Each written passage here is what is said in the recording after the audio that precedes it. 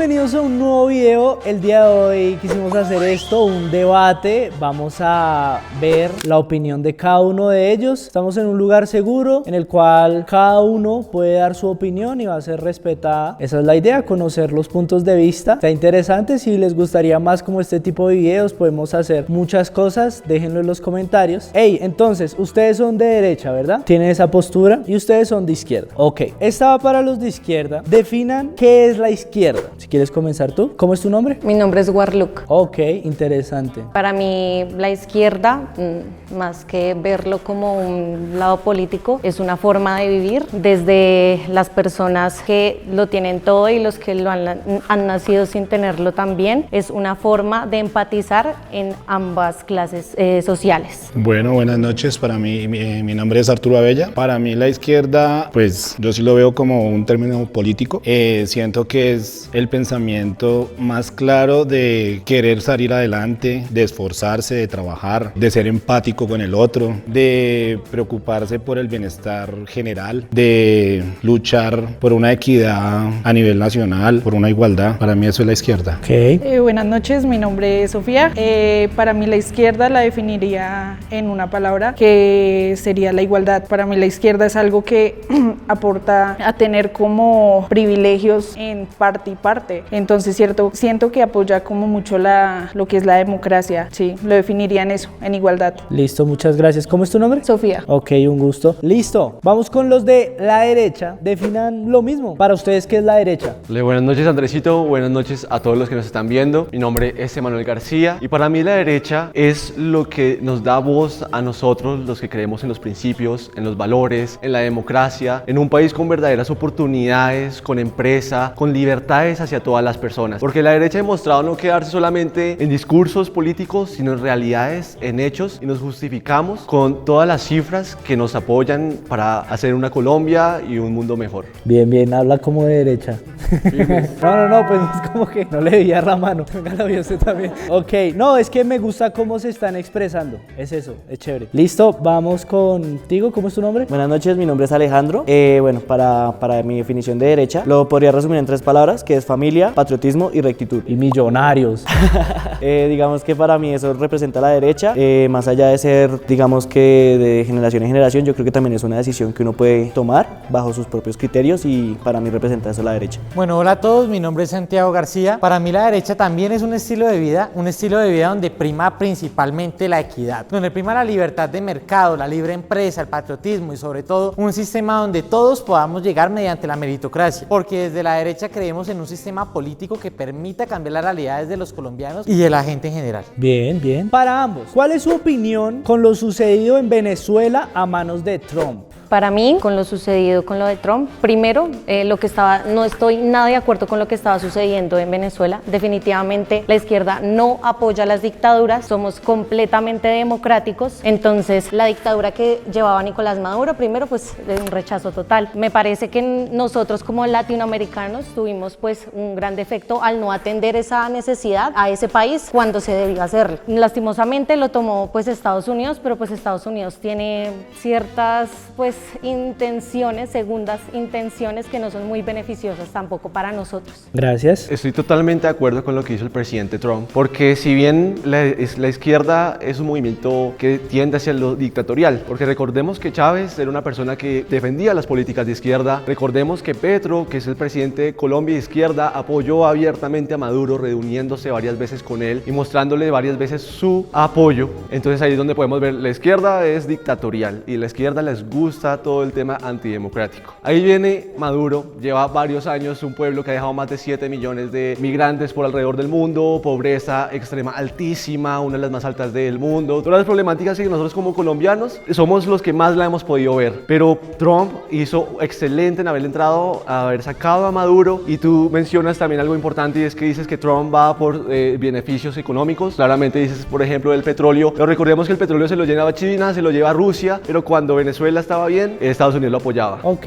¿tienes algo para decirle? Sí, era una urgencia que a Nicolás Maduro lo quitaran de ahí, porque definitivamente la izquierda no apoya las dictaduras. Te recuerdo, Uribe y Santos repitieron 2 periodos políticos, eso sí era una dictadura. De hecho, la consulta que realizó Uribe en su primer periodo pues como como presidente, le dijeron que no a la reelección. Aún así, él en el escándalo de la GIS política volvió y se metió para el Congreso y lo hizo de nuevo. Eso no. Tiempo. Bueno, yo la verdad opino, no para nada de acuerdo. Sé que no era un buen presidente para Venezuela, es un presidente que estaba manejando el país, digamos, de manera personal. Él estaba manejando el país, era para él, no para su población. Entonces, digamos, yo no estaba de acuerdo con ese presidente, pero para nada de acuerdo con que llegue otro país a apoderarse de un gobierno. O sea, eso es totalmente dictatorial. Vienen a apoderarse de un terreno que no les corresponde, con mentiras, porque a nadie le ha podido demostrar que sea narcotraficante o lo que sea. ¿Que es dictador? Sí es dictador. Totalmente rechazo ese tipo de gobernanza, que es la dictatorial, la rechazo. Vamos contigo, Rick. Mi posición frente a lo que pasó en Venezuela, pues yo estoy de acuerdo, ya que a veces, muchas veces ignoramos el pasado, la historia, de realmente donde Estados Unidos inicia dándole a Venezuela la maquinaria para que extraiga el petróleo. Son los dueños y soberanos de las maquinarias. Y después de que empieza la dictadura, desde Chávez, de adueñarse de las empresas estadounidenses de las que sacan el petróleo y ofrecérselas a Rusia, pues obviamente yo, en mi caso, si yo tuviera mi empresa y alguien más viene y me la quita y me saca y pone a mi competencia, pues obviamente en algún momento se tiene que recuperar eso. Es algo que ignoramos y por historia no sabemos. Yo estoy muy de acuerdo con lo que pasó porque es un dictador y pues yo conozco en mi medio de trabajo, conozco mucha gente que siempre me ha dicho lo mejor que puede haber pasado es que haya entrado Trump, la gente muy feliz porque uno, recupera su empresa, por decirlo así, Estados Unidos, que son los dueños de las maquinarias, y la gente sale, pues obviamente se sale de la dictadura que estaba y pues muchos lo celebran. Listo, gracias. Pero, Sí. o sea, estamos hablando de que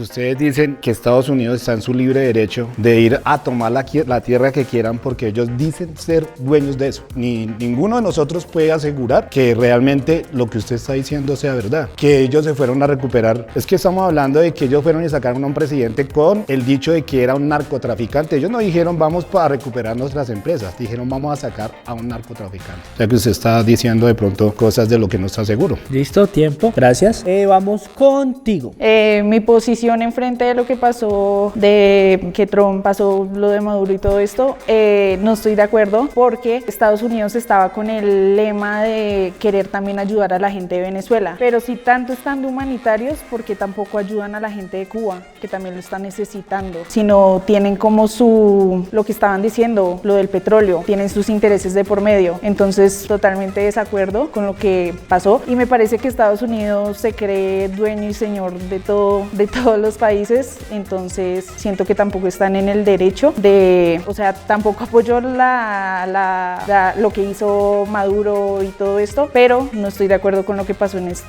lo que hizo Estados Unidos. Ok, vamos contigo, bro. Yo creo que hay algo que es menester a entender y es el sentimiento de los ciudadanos venezolanos, más allá de cualquier tinte político. Ellos están mamados de ir a un supermercado, encontrarlo vacío, mamados de una dictadura que lleva gobernándolos desde los 2000. Estaban totalmente cansados y ese sentimiento es totalmente válido. Si bien es cierto, quizá no pudo ser el mejor camino, y sin embargo, la intervención estadounidense fue positiva en el factor de que le va a permitir a los venezolanos finalmente entrar en una transición democrática, que les permita por fin vivir libres y que les permita sobre todo cambiar el rumbo de las cosas que están pasando en Venezuela. Si bien este es un proceso largo, hay que entender el sentimiento de los venezolanos antes que el tinte político, el antiimperialismo y sobre todo el sentimiento antiestadounidense.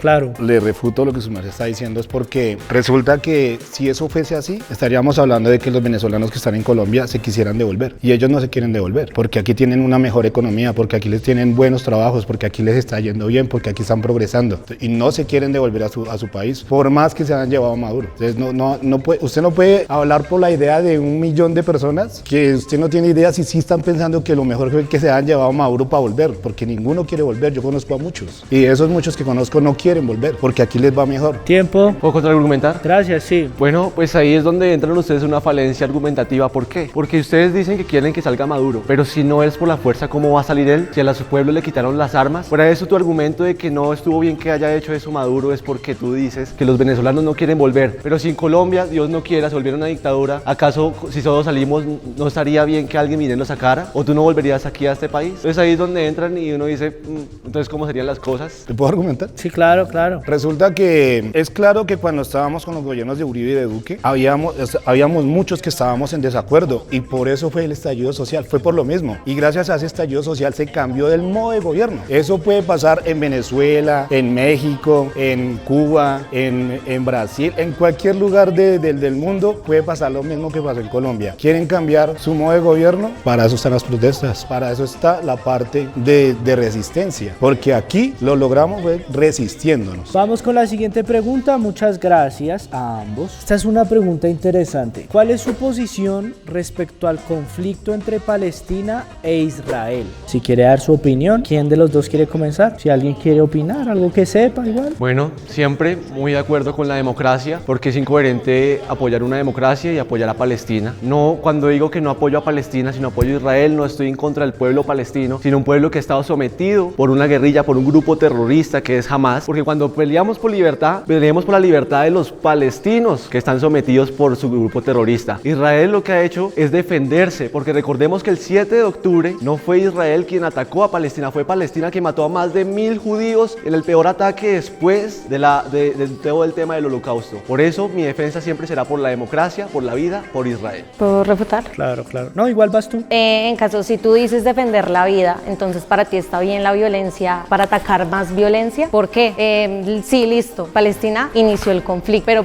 Israel ya lleva mucho tiempo, ya lleva años atacando a niños que están muriendo. En eso sí estás de acuerdo, o sea, eso es doble moral. Porque para unas cosas sí dices que es democrático, pero para otras la violencia con la que ellos le han respondido a Palestina, pues ha sido... Contraargumento. Esta afirmación resulta que es falsa, porque resulta que Israel ayuda.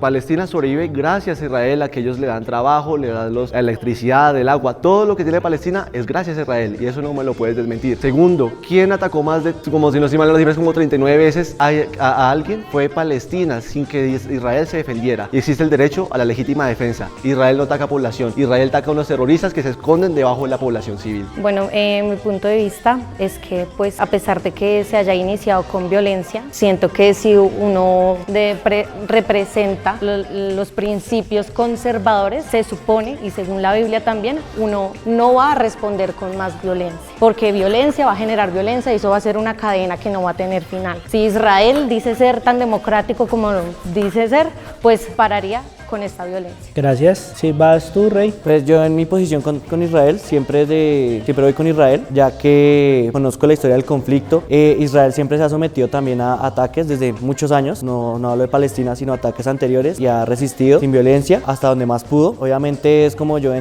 pongo otro ejemplo, voy a hacerlo más acá en Colombia. Si están hablando de que entran a mi casa, me destruyen todo, entonces yo me voy a quedar quieto y no voy a responder. Entonces es algo ilógico, porque yo voy a pelear por mis derechos y por mi familia. Entonces en ese caso, obviamente, si atacas, obviamente vas a recibir consecuencias, sea cual sea, y tienes que estar dispuesto a que si atacas a alguien, tienes que asumir las consecuencias, porque es acción-reacción. Ese es mi punto de vista. Gracias. Vamos contigo. Yo veo que los muchachos, con todo el respeto, están hablando ya como manera muy política y no se ponen la mano en la conciencia y en el corazón. Usted dice que si a usted se le entra en su casa, usted responde con violencia, cuando para eso está el derecho, el debido proceso. Usted no tiene por qué reaccionar con violencia. Si a usted le tumbaron la puerta de su casa y usted sale y le pega un tiro a otra persona, no es desmedida la fuerza, totalmente desmedida. Para eso usted tiene, digamos, el debido proceso, el debido proceso lo que demuestra que hay derecho, que hay democracia, que hay un orden en las cosas. Claro, tienen que haber consecuencias, tanto para el uno como para el otro, pero no por eso. Entonces hablamos de que vienen unos guerrilleros, atacan a personas de Israel, y los otros vienen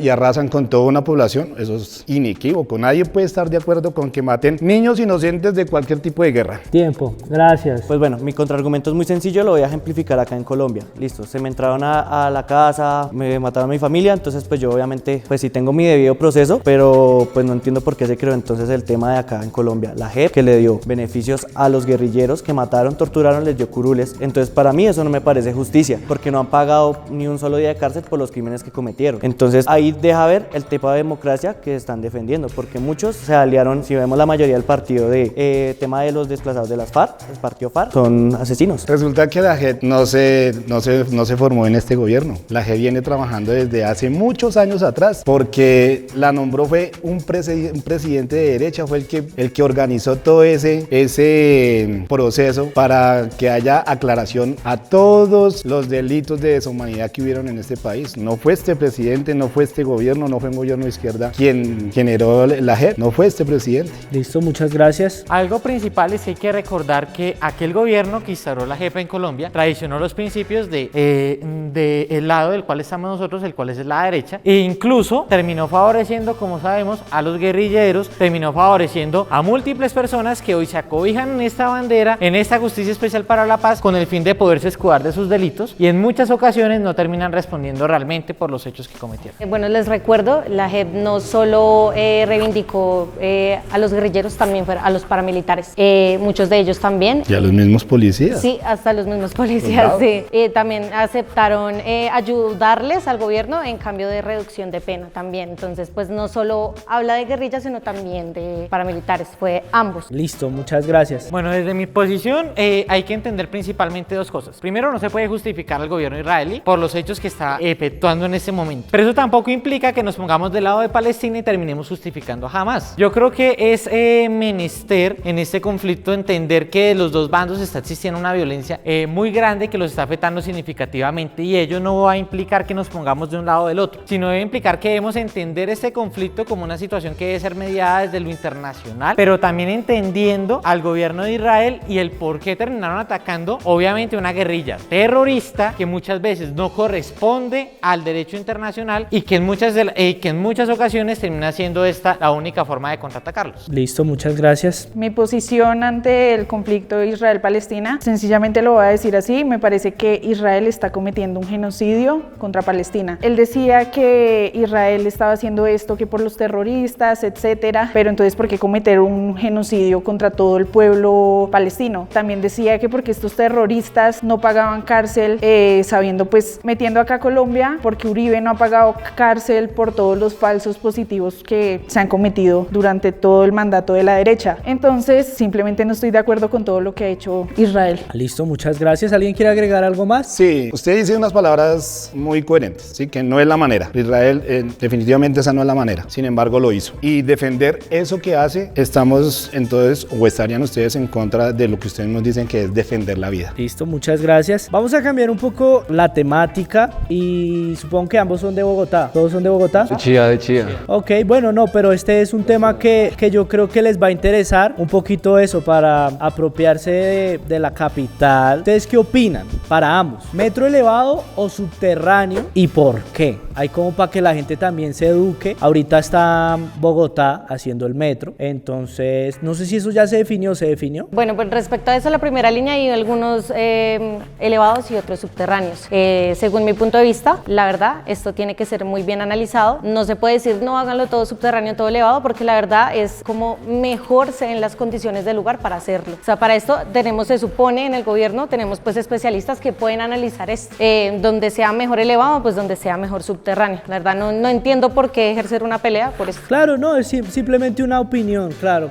Sí, pero yo vi que estaban peleando el gobierno, ¿me entiendes? O muchas personas estaban ahí como queriendo llamar la atención. Pues más que a contraargumentar, yo creo que por más de que digamos estemos aquí en un video expresando nuestras opiniones políticas, creo que podemos llegar a ser coherentes en una decisión que nos afecta a todos, porque igual cuando uno viene a Bogotá le toca desplazarse Transmilenio, en bus, transporte público, y pues yo no entiendo por qué la pelea de elevado o subterráneo, pero yo creo que debemos es buscar el beneficio tanto para el medio ambiente y para las condiciones, porque Bogotá es una ciudad inestable. Recordemos que está constituida sobre como un humedal, entonces debemos buscar las condiciones perfectas y pues para construir el metro. No pelearnos, no, que es que tiene que ser alto, que tiene que ser por arriba, que tiene que ser por abajo. Debemos es buscar la mejor alternativa para nosotros mismos, o sea, buscar el bien común. Y pues ahí yo dejo como eso, que no hay ni derecha ni izquierda en una situación que nos beneficia a todos los colombianos. Perfecto. Y a mí en lo personal me hubiera gustado que hubiera sido subterráneo. Claro, lo que usted dice y lo que tú dices es realmente justificable, ¿no? Pero digamos que en lo personal hubiera sido mejor subterráneo porque genera menos delincuencia, genera menos desaseo, genera más seguridad, genera más empleo, porque nosotros los vemos, por ejemplo, en los túneles de traspaso del Transmilenio, guardas, aseadores, mucha gente trabajando y lo que no genera el metro elevado es eso, y en especial la seguridad y el aseo. Sabemos que eso es un baño público a nivel distrital, entonces pues a mí me hubiera gustado en lo personal subterráneo, pero pues es obvio que hay que buscar las mejores posibilidades según el sector. Listo, muchas gracias, vamos contigo. El tema ha sido muy polémico, como ustedes dicen. Hay un punto muy bueno en que ustedes dos tocaron y es que nosotros debemos buscar lo mejor para todos, porque no, la política se trata de buscar el bien común, pero no es de olvidar que en la política se mete en todo. Por eso nosotros estamos aquí, porque nos gusta la política, porque la política se afecta directamente a nuestras vidas y debemos defender lo que nosotros creemos lo mejor para la gente. Y recordemos que efectivamente había unas mejores opciones, se eligió elevado por las diferentes sueldos que hay en Bogotá, pero resulta que Gustavo Petro, cuando fue alcalde, detuvo el proyecto del metro porque quería que fuera subterráneo, porque sí, y lo retrasó, y lo único que hizo fue entregar un metro de cartón y hasta ahí nos dejó todo. Pero ahí es donde ustedes tienen la razón, y es que lo mejor es buscar y que dejemos todos los egos y que se haga como debe ser, y en este caso quedó aéreo las primeras líneas. Pues digamos que siguiendo la misma línea de Manuel, pues el metro, pues lo expliqué en mi contraargumento, pero debe ser cuando las condiciones lo permitan y siempre y cuando lo toque Manuel, dejemos los egos, que porque es que yo lo quiero construir y no quiero que el otro alcalde que sigue entonces lo haga así. Sí, o sea, dejar la posibilidad, en vez de cerrarse a que yo hago mi proyecto y es mi proyecto, no, que sea el proyecto de Alejandro Gómez, no, que sea el proyecto de la gente, de la ciudadanía que yo estoy representando, porque es que cuando uno está metido en la política, los políticos de arriba no se escogen entre ellos, los escogemos nosotros, queremos que nos representen, ¿sí? Entonces lo ideal sería que eso que tanto nos prometen, ya sea de un bando o del otro, que lo cumplan, ¿sí? Dejen los egos, porque no voy a decir que el ego de la persona solo afecta a derecha o izquierda, el ego de la persona lo tenemos todos, ¿sí? En mi trabajo, con mis amigos, ¿sí? Todos tenemos, obviamente somos seres humanos, y a lo que debemos es buscar el bien común, ¿sí? No discutir en temas de que, es que porque va a ser mi proyecto y es mi proyecto. Eso es como mi opinión. Listo. Entonces ahora sí vamos contigo. No, pues no tengo mucho para decir, estoy totalmente de acuerdo con ella. Si el metro es elevado o subterráneo, obviamente es un beneficio para todos en movilidad, entonces... Yo sí quisiera agregar una cosita. Sí. A mí también me hubiera gustado que eso sea, digamos, de manera consensual, pero yo vivo en Bosa, ustedes viven en Chía. No es lo mismo tener un metro elevado cerca a la casa que le esté haciendo bulla a uno todo el día. Yo vivo la bulla todo el día con las motos, esas motos de altos que con ese sonajero horrible que mantienen ahora, y yo me imagino esa pobre gente que vive a, no sé, 50 metros del metro elevado. Gracias. Terminamos contigo, mi bro.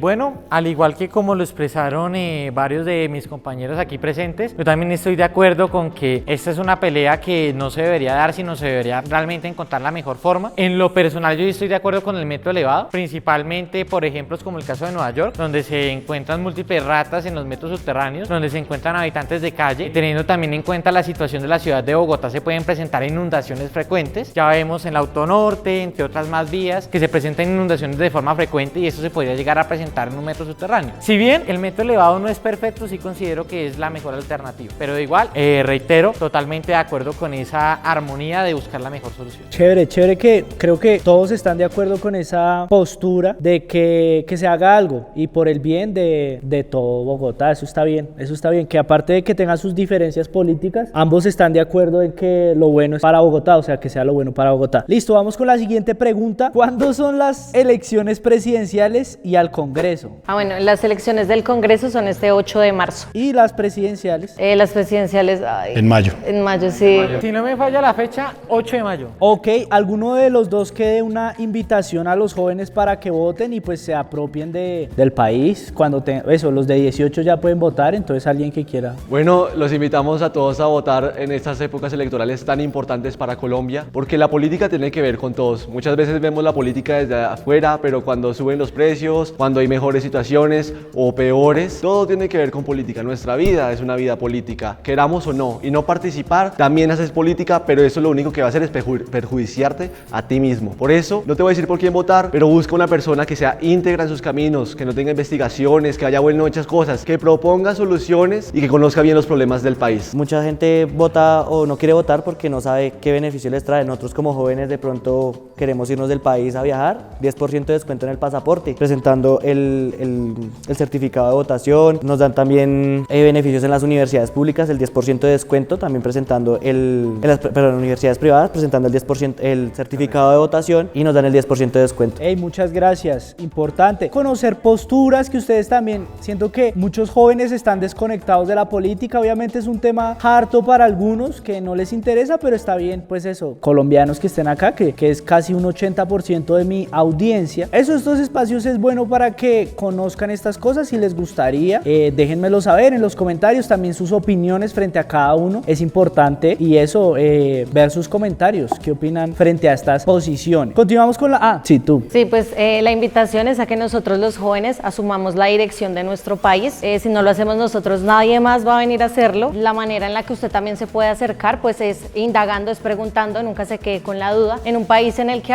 por hablar matan, usted asegúrese de siempre dar su opinión ante todo y sin miedo. Gracias. Chicos, vamos con la siguiente pregunta. ¿Qué opinan frente a el aumento del precio de la gasolina? Bueno, a mí se me hace muy incoherente celebrar una bajada después de que subió casi el doble, más del 70% del precio anteriormente. También justificados en que cuando iba a subir la gasolina como 50, 100 pesos, quemaron un país. Sube 8.000 pesos, pero nadie dijo nada. Se justifican que era porque en Colombia se nivelan los precios de gasolina, pero ahora Petro lo sube, si bien sí debía subir, pero no lo dejaron hacer. Una vez subió, lo subió más de lo que debió haber sido. ¿Por qué? Porque lo nivelaron a precios internacionales altísimos, donde muchos países pagan inclusive menos que nosotros, cuando Colombia produce la mayoría de la gasolina que se consume en este país con las 2 refinerías que tenemos. Entonces se me hace un aumento injustificado, y que ahorita él lo baja para que la gente celebre y diga, uy, Petro bajó la gasolina, pero eso es para ganar electores, estas elecciones.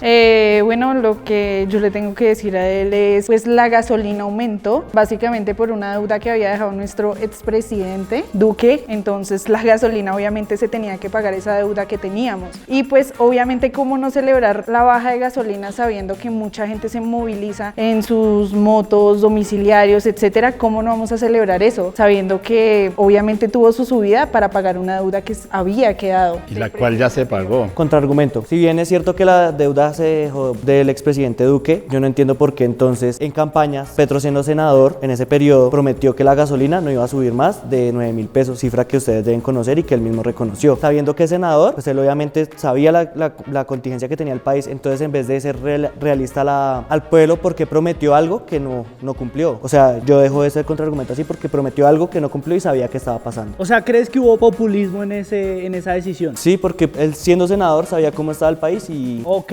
¿contraargumento o tu opinión? Resulta que sí, usted tiene una razón. Petro era senador cuando dijo que no le subirían, o que no debería subir más la gasolina. Pero una cosa es mirarlo desde ese punto, y otra cosa estando en el punto donde conoce la realidad de todo. Él tenía que subirle a la gasolina en contra de su voluntad, pero por el bien de un pueblo general, 55 millones de habitantes en Colombia, porque esa deuda, al igual que cuando no la pagamos en un banco, sigue creciendo.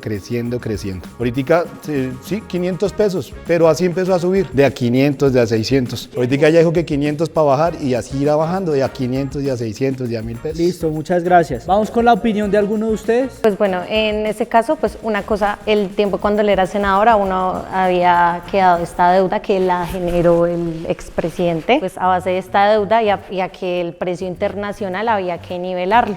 Pues ya que se logró pagar esta deuda, pues obviamente ya hay paso a que esto vuelva a reducir. Listo, muchas gracias. Uno de acá, ya pasamos a la siguiente pregunta porque siento que ya quedó clara la posición. Voy a hacer un ejemplo sencillo. Te doy un dulce, pásame tu chaqueta. Eso es básicamente lo que hizo este gobierno. Bueno.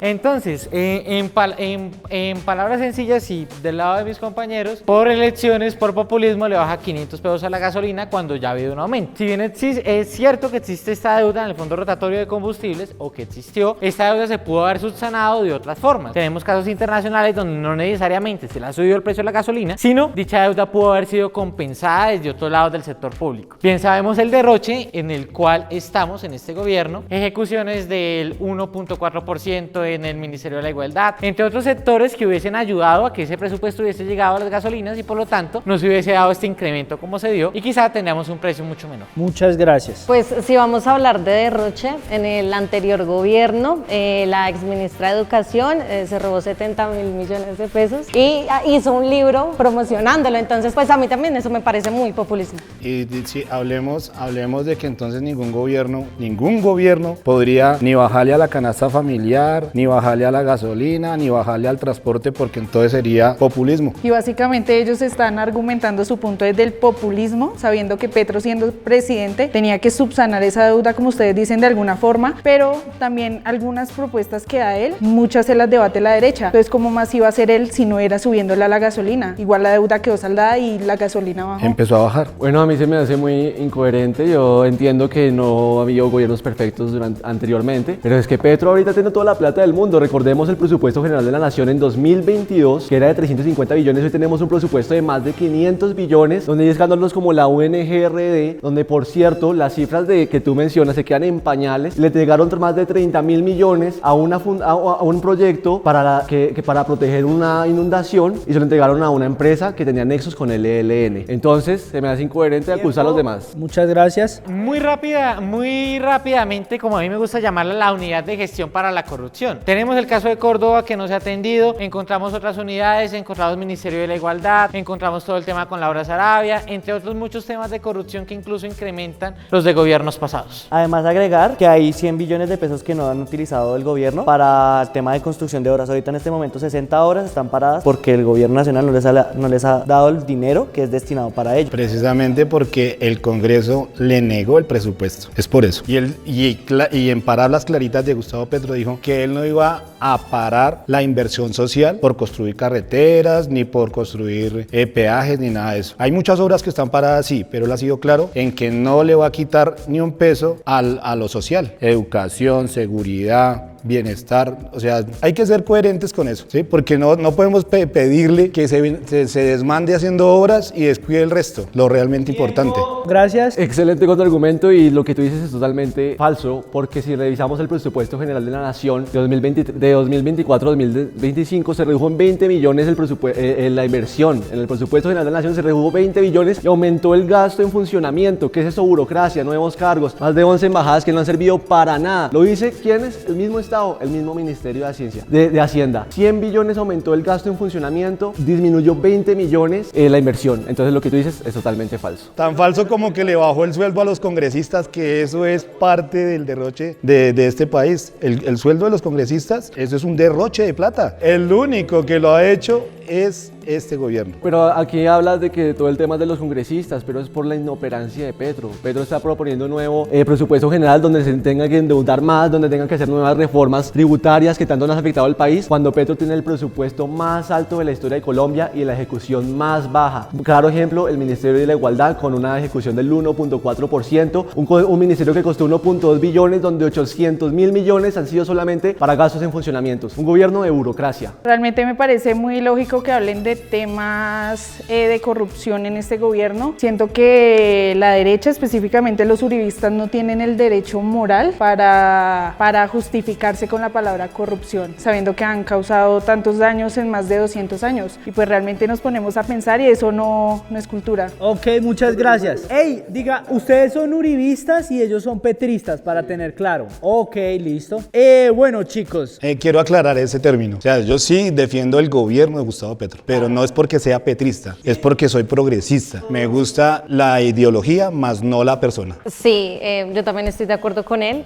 Uno defiende una ideología, pero yo no estoy a pro del fanatismo. Ok, de una persona, de un ser humano. Si hay algo que denunciar, de nosotros tenemos la capacidad de también reconocer los errores de nuestro lado y denunciarlos también. Yo quiero agregar algo también, y es eso, o sea, yo creo que eso también ha polarizado mucho el país, el ser un fanático de Uribe y de Petro, vamos a ponerlo ejemplo claro. Yo creo que ellos representan de nuestras ideologías, pero más no vamos a decir que es que son perfectos y son dioses, no, son seres humanos como nosotros y cometen errores. Gracias. Una pregunta para ambos. ¿Considera que el proceso de paz total ha empeorado o ha mejorado la violencia en el país, y por qué? No, yo sí considero que ha empeorado. Eso ha empeorado porque esos son de los errores cometidos de este gobierno, no voy a negar. Yo digo, todas las personas tienen derecho a equivocarse, y Gustavo Petro también se ha equivocado, o el gobierno, porque no es decisión de él solo, pero sí se ha equivocado en el manejo de la paz total. Estoy en total desacuerdo cómo se está manejando eso, cómo se está llevando eso, la libertad que se le está dando a mucho delincuente que está sentado en esa mesa de negociación. Entonces, totalmente en desacuerdo. Es una paz total que no se ha sabido manejar, pero viene fracasando desde el gobierno Duque, cuando tumbó todo lo que ya iba en progreso. Veamos que le negó lo prometido a los integrantes de la FARC, por ejemplo, y volvió volvieron a tomar las armas. Gracias. Yo quiero contraargumentar rápidamente. Digamos que es de admirar reconocer los errores, ¿cierto? Lo que bien decía en mi línea, hay que reconocer errores tanto de derecha e izquierda, pero no podemos tampoco olvidar que las guerrillas no vienen del gobierno de Uribe, no vienen del gobierno de Petro, vienen desde hace muchos años, desde la época de Pablo Escobar. Tampoco podemos ser ajenos a que es un problema de que solo le pasa a Petro, le pasa a Uribe, sino que desde otros gobiernos que no han sabido controlar, no podemos tampoco decir que es que Uribe, ¿por qué no los acabó? O Petro, ¿por qué no los acabó? Pero sí hay ciertas irregularidades que, bajo mi consideración, mi opinión, han habido falencias en este último gobierno. Listo, muchas gracias. Uno no puede llegar a la presidencia a improvisar. ¿Qué está haciendo Petro? Improvisando. ¿Por qué? Porque la historia no es algo que es actual, no es solamente que nosotros hayamos existido. Han existido muchos casos atrás, hay ejemplos de lo que ha funcionado, de lo que ha servido y también de lo que no. Y Petro está haciendo un gobierno en el cual ha hecho cosas que han incrementado el secuestro en más de un 71%, han incrementado la extorsión, el confinamiento. Nunca habían enviado cifras desde hace más de 15, 16 años tan altas de confinamiento. Hay gente que no puede salir de sus hogares, como el Catatumbo, son cosas que nosotros vivimos día a día. Pero ¿qué hace Petro? Premiar a los criminales, darles sueldos a los de la primera línea y entre otras cosas que uno dice, no puede ser, hay que tomar acción real sobre las problemáticas de Colombia. Gracias. Orden ahí.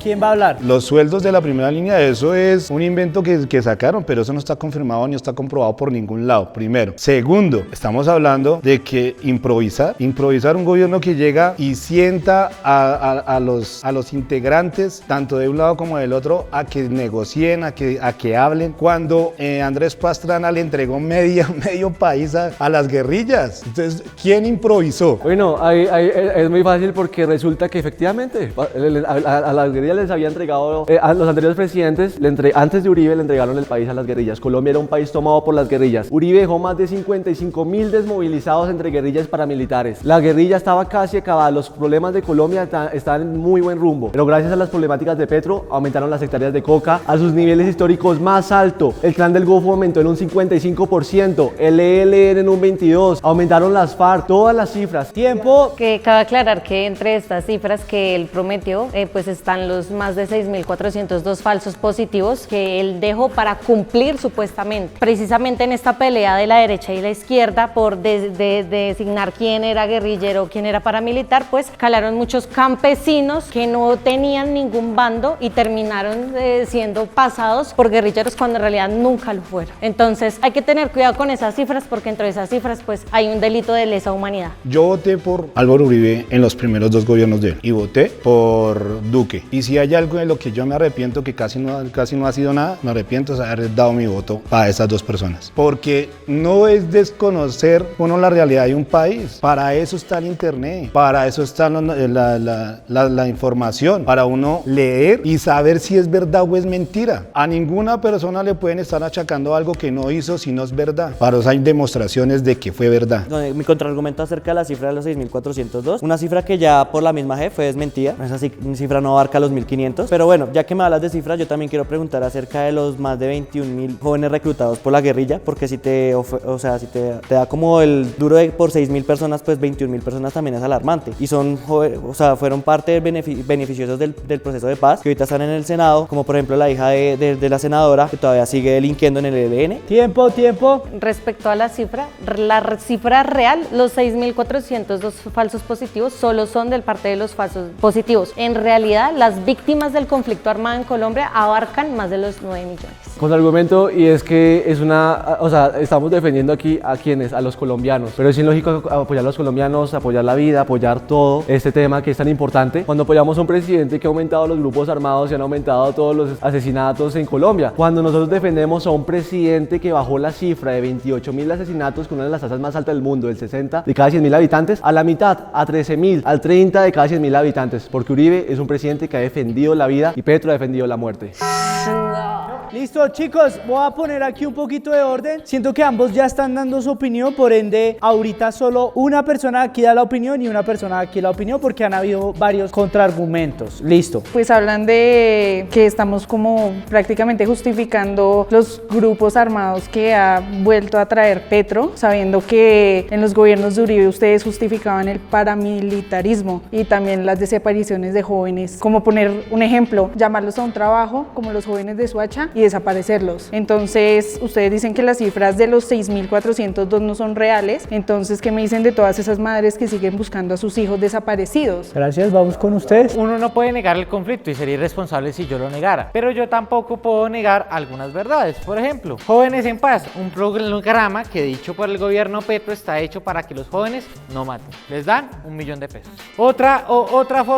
Otro datico. En el gobierno Uribe hubo un proceso contra los paramilitares, proceso que extraditó y que efectivamente hizo que los paramilitares cumplieran una pena, cosa que no pasa con el proceso de paz, no pasa con la paz total, donde se les terminan dando beneficios, prebendas, etcétera, a estos criminales, guerrilleros, paramilitares, de donde sean, porque este gobierno no tiene distinción en eso, y eso lo hemos podido comprobar. Es para refutarle el hecho de que dice que le pagan $1.000.000 a los jóvenes que para que no maten. Eso es una mentira. Yo monto bicicleta. Hay una vereda detrás de Soacha que se llama San Jorge y allá hay dos muchachos que les pagan ese $1.000.000. Lo reciben cada 45 días, pero se los pagan por ir a estudiar, para que tengan la oportunidad de salir adelante. Por ir a estudiar, no para que no maten. Es para que no se vayan a meter ni en bandas criminales, ni en guerrillas, ni nada de eso. Ellos ya están siendo, digamos... Tiempo.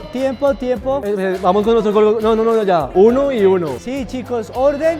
Igual, si quieren una segunda parte de esto, recuerden apoyar el video y vamos a dar voz a cada uno de ustedes. ¿Vamos con usted? Dentro de este mismo programa donde estaban esos mismos muchachos, estaba el mismo muchacho de 14 años que asesinó a Miguel Uribe. Fuera de eso, tú dices apoyar a la educación. Mi hermana es estudiante con ICETEX. Ahora está pagando 3 veces más lo que pagaba antes del gobierno Petro, gracias al que quitó todo lo que el Estado apoyaba. Tiene desfinanciada la matrícula cero y dice apoyar a los jóvenes, pero yo soy consejero municipal de juventud y si alguien le ha hecho un daño, que no lo digo yo, a la juventud ha sido Gustavo Petro. Listo, tiempo, ya. Listo, vamos con la siguiente pregunta. Para la izquierda, ¿cuál crees que es el mayor pecado de la izquierda? Bueno, yo consideraría que más que el mayor pecado es el más grande error que ha tenido Gustavo Petro es su buen corazón. Él es de esas personas que cree o piensa o está seguro que todo se arregla con amor y eso lo demostró con el muchacho que usted dijo de los 14 años que le atentó contra Uribe. También siento que debieron haberlo castigado. Entonces, para mí, su peor error o su peor pecado es tener buen corazón. ¿Dirías que peca por ser bueno? Por ser demasiado bueno. Ok. Sí, pues también en confiar en personajes como Armando Benedetti, que han tenido un historial bastante conflictivo, o sea, eso sí es... De hecho, hubieron muchos ministros que él metió pertenecientes a la derecha creyendo que lo iban a apoyar o iban a hacer las cosas de una manera bien. Listo, vamos con el mayor pecado de la derecha aquí en nuestro país llamado Colombia. El mayor pecado principalmente de la derecha ha sido confiar en las personas equivocadas para llevar nuestras banderas políticas. Conocidos 2 periodos de un presidente que en este momento no quiero nombrar y también el haber quizá por intentar agradar a ciertas masas no haber tomado las decisiones correctas en los momentos adecuados, por más duras que suenen. Ok, bueno, ambos dirían que son súper buenos. Ey, esa respuesta fue muy convenenciera de ambos. Hay que aclarar que ambos, no, es que es muy bueno. No. Hay algo que es muy importante y es que la verdad no es relativa, la verdad es absoluta. Aquí lo que están diciendo ustedes mismos lo pueden buscar en sus casas. A ver, investiguen las cifras, lo que nosotros hemos dicho, averigüen en su casa y llévenos ustedes la verdad con argumentos reales, que eso lo pueden hacer desde sus casas. Listo, muchas gracias a ambos. Algo importante es esto, aquí eso es lo bueno que ustedes tienen la completa certeza de que este canal no está de ningún lado ni a favor de alguien y no apoya al uno y al otro, sino ambos. Eso, tienen el tiempo para decir su opinión, eso, no apoyamos ningún lado y eso es lo bueno, esto es muy imparcial y no va a haber ninguna censura en los videos que hagamos referente a la política y todo esto. Ambos van a tener su tiempo para opinar y por eso tratamos de ser muy justos con los tiempos de todo. Vamos con la siguiente pregunta. Cada uno, ambos, ¿qué opinan sobre la diversidad de género? Bueno, yo opino que, pues exactamente como les había dicho anteriormente, Colombia es un país multicultural donde se acepta la libertad de expresión y identidad, entonces pues no le veo ningún problema. Cada quien decide y elige qué es lo que quiere ser, siempre y cuando eso no afecte ni pase por encima de las demás personas. Es eso. Tiempo, listo. Bueno, aquí rescato algo de lo que dijiste. Existe la libertad de expresión educación, todas las libertades, donde cada persona puede tener independencia en lo que quiera hacer con su vida. Pero dijiste algo muy importante al finalizar, y es que las personas no pueden pasarse de sus derechos. Todos tenemos un derecho siempre y cuando no vulneren el derecho de los demás. Entonces, no estoy de acuerdo porque las personas que bien se definan como se definen, no pueden en la educación, no pueden en tocar nuestra cultura, diciéndole a nuestros niños que ellos pueden ser lo que quieran ser, cuando ha sido por sus propias vivencias. No pueden imponerlo a los demás o con cartillas imponernos a nosotros cómo debemos ver, cómo debemos ser, sino debe ser algo que no limite los derechos de los demás. Listo, gracias. Yo creería que la respuesta es generalizada, perdón si me equivoco. Claro, nosotros respetamos el sentir de cada persona, si quiere ser hombre, si quiere ser mujer.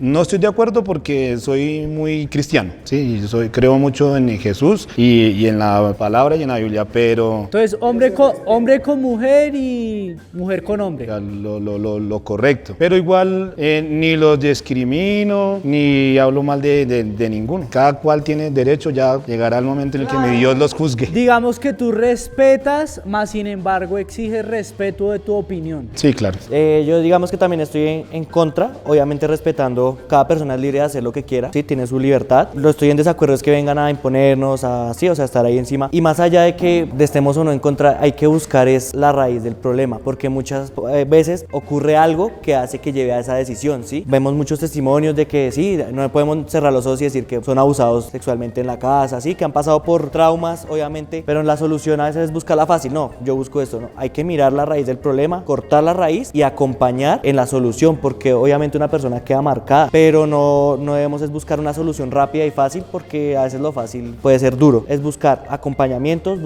cortar el problema de raíz y apoyarnos siempre. O sea, yo creo que debemos ser muy humanos para apoyar a aquellas personas que de verdad, y no ser como, es que porque esa persona es de pronto trans, yo no me la acerco. No, me la acerco así, digamos, yo no estoy de acuerdo. Tiempo, listo, vamos contigo. En lo personal, yo sí apoyo totalmente la diversidad de género. Siento que, pues, no sé si estará mal decirlo, pero no lo veo incorrecto. Tal vez, pues, como decían ustedes, lo ven incorrecto a partir de los principios que tengan en base de una familia tradicional, hombre-mujer, pero en mi opinión no lo veo mal. Y pues algo que él decía que era un problema como de personas abusadas, ya es algo más personal y es algo que se debe tocar en un tema más personal, no generalizarlo a todo mundo, porque hay personas que de verdad pues simplemente sienten así, no porque les haya pasado algo, sino simplemente son así. ¿Puedo añadir una cosita? Sí, pero eso es contraargumento. Voy a añadir el hecho de que sí, o sea, falta mucha cultura en eso, o sea, desafortunadamente los gobiernos, no solo en Colombia, sino en el mundo, están permitiendo que eso se vea normal, ¿sí? Y hay muchos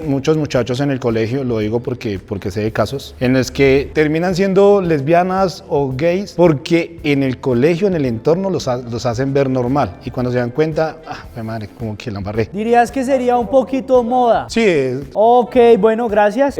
Algo que dijiste muy valioso, y es que se ha vuelto moda, y el problema de todo el tema LGTBI es que altera nuestra identidad. Ahí es donde viene el tema de, está bien, lo respetamos, ustedes pueden serlo, pero no nos vengan a imponer a nuestros niños que dejan alterar su identidad para seguir algo que ellos no son. Y ha pasado casos donde se arrepienten, pero han llevado procesos tan avanzados que les puede costar la vida misma volver a su en sí. Y segundo, lo que dice Alejandro es totalmente cierto. Según una cifra de México, aproximadamente el 80%, un poco más, de las personas LGTBI habían sido abusadas. Esas cifras, la verdad, pues yo personalmente conozco muchas personas de la comunidad. Ellos nacieron siendo así, no tienen ningún problema, se sienten así. No me parece que sea un problema, no es que se quiera imponer, lo que pasa es que antes no se podía hablar de eso, ahora sí. Antes era prohibido y era juzgado y discriminado, ahora no. No es que sea una moda, es que antes no se podía hablar, sencillamente la gente no podía decirlo porque era maltratada, vulnerada. Tiempo, muchas gracias. Yo lo voy a centrar en 2 puntos. Totalmente de acuerdo con la diversidad y que cada quien decida por qué lado irse. Sin embargo, hay un punto fundamental, es que se deben proteger a los niños. Pero proteger a los niños no implica tampoco negarles el desconocimiento de la diversidad sexual, sino decirles, existen personas que creen esto o esto, sin que eso afecte su desarrollo personal. Porque lo que está pasando en muchas escuelas es que por ese afán de intentar impulsar esa diversidad sexual, se termina afectando el desarrollo personal de los niños, y es muy común que esa situación termine presentándose como una moda. Sin embargo, considero que es importante que en los colegios se hablen de estos temas, teniendo en cuenta y diciéndoles, bueno, usted va a llegar a una edad en la que va a madurar y va a poder tomar esa decisión, pero no se apresure, tranquilo, todo a su tiempo, toda su medida. Listo, muchas gracias. Creo que ya quedó bien claro ese punto por parte y parte. Chicos, atiéndanme a esta pregunta. Cada uno de ustedes va a poder preguntarles a la derecha una pregunta libre. Digamos, tú le puedes preguntar, pero de ustedes solo uno responde. ¿Listo? Solo uno responde. Todos van a poder hacerle una pregunta a la derecha. Asimismo, ustedes, cada uno va a poder hacer una pregunta a la izquierda. Listo. Entonces, ¿quién quiere empezar con esta pregunta libre? Sí, bueno, yo les pregunto, hablamos de que todas las personas se saben equivocar y hacer cosas bien. Yo les pregunto, ¿ustedes qué consideran que el gobierno de Gustavo Petro ha hecho bien? Haber reconocido que se equivocó en el tema de Estados Unidos con Donald Trump, porque primero lo atacó y después reconoció que se había equivocado y mejoró una alianza que para nuestro punto de vista, yo creo que los tres confirmamos que Estados Unidos es un buen aliado para Colombia en tema de importación y exportación, y haber hecho esas paces, yo digo que eso es un buen trabajo, hay que reconocerlo. Listo, gracias.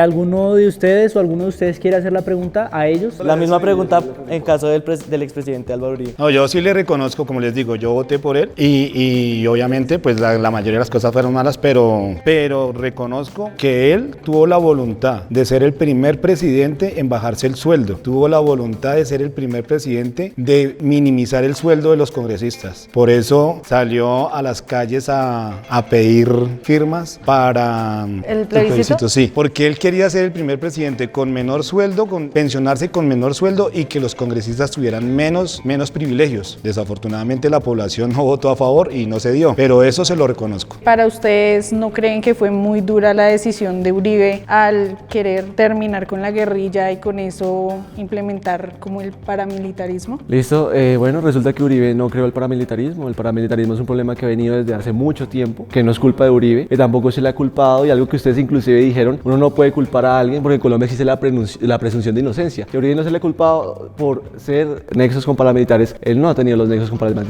con el paramilitarismo, por lo cual tu afirmación está mal, él no tuvo nexos con el paramilitarismo. Eso está complejo, la demostración, pues porque sí lo declaró una jueza, luego extrañamente ya no, pero también el hermano de él sí ya está condenado por el grupo de los 12 apóstoles. Sí hay algo cierto, o sea, hay algo cierto que él salió en medios a reconocer que él fue el creador de las Convivir, y las Convivir fueron los paramilitares de ahí en adelante. Él mismo salió a reconocerlo. Tiempo. Un argumento. También es inválida la afirmación de que Uribe fortaleció los paramilitares porque fue Uribe quien los desmovilizó. Recordemos que Uribe desmovilizó 35.000 paramilitares y, a diferencia del proceso de paz de Santos, extraditó más de 21 cabecillas a Estados Unidos. Segundo, tú mencionaste las Convivir, el inicio de todo el tema de paramilitarismo, cuando él era gobernador de Antioquia, pero eso se creó, no fue creado por Álvaro Uribe, eso fue un periodo antes de Álvaro Uribe. Él mismo reconoció ser el creador de las Convivir, pero que no pensó que fuera a llegar a tan lejos. Y segundo, la creación de las Convivir resultaba porque en Colombia las guerrillas tenían tomadas todo. ¿Qué pasaba con los campesinos? Los campesinos no tenían cómo defenderse. ¿Qué dijeron ellos? Estados, ustedes no ejercen soberanía, déjenos defendernos a nosotros mismos. Pero efectivamente se salieron de control y a la final se terminó convirtiendo en una guerrilla más. Inclusive, agregando, hay un video del mismo